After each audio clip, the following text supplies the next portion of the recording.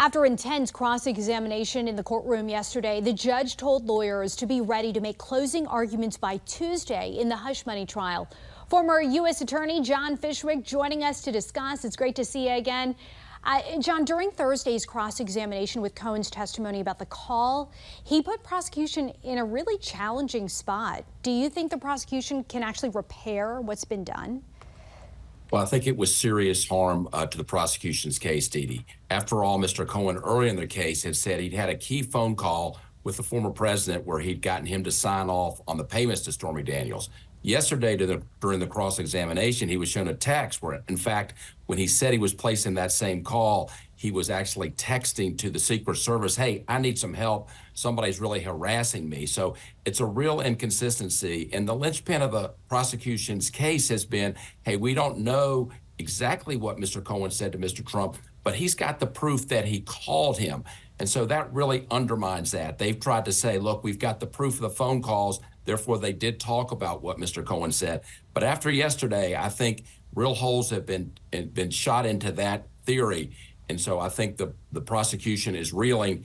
Can they fix it with the redirect? I have my doubts. The confrontation between Cohen and Trump's attorney focused on his personal stake in this trial. What are the possibilities, do you think, that this may have had an impact on the jurors?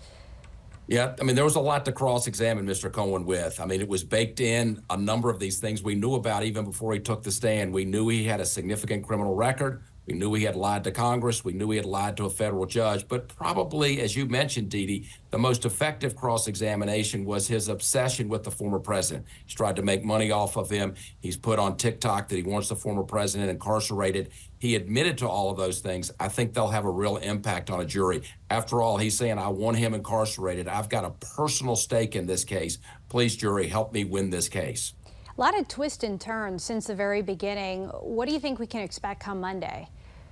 Well, Dee Dee, that's a great question. You know, normally in a criminal case, it's been my experience that a jury has made up their minds by the time of closing arguments. I don't think that's the case at all in this case. I think the closing arguments will matter greatly.